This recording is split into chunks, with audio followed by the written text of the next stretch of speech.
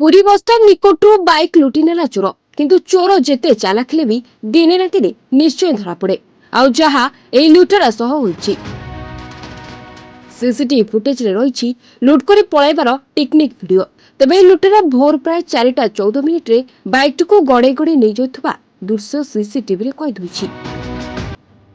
ତେବେ ଏହି ଘଟଣା ଗତକାଲି ରାତିରେ ହୋଇଥିବା ବେଳେ ଚୋରିର ଶିକାର ହୋଇଛନ୍ତି ଦୀପକ ପ୍ରଧାନ ନାମକ ଜଣେ ବ୍ୟକ୍ତି।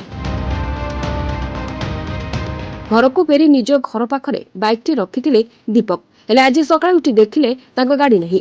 ବ୍ୟକ୍ତି ଜଣକ କୁମାରପଡା ଥାନାରେ ଏତଲା ଦେଇଥିଲେ ଏବଂ ସିସିଟିଭି ଯାଞ୍ଚ ସମୟରେ ଜଣାପଡିଥିଲା କି ଚେକ୍ ସାର୍ଟ ପିନ୍ଧିଥିବା ଜଣେ ଲୁଟେରା ଗାଡିକୁ ଟାଉନ ଭିତରକୁ ଗଡେଇ ଗଡେଇ ଛୁ ମାରିଛି, ଯାହା ସିସିଟିଭି ଫୁଟେଜରେ ସ୍ପଷ୍ଟ ଭାବେ ଜଣାପଡିଛି।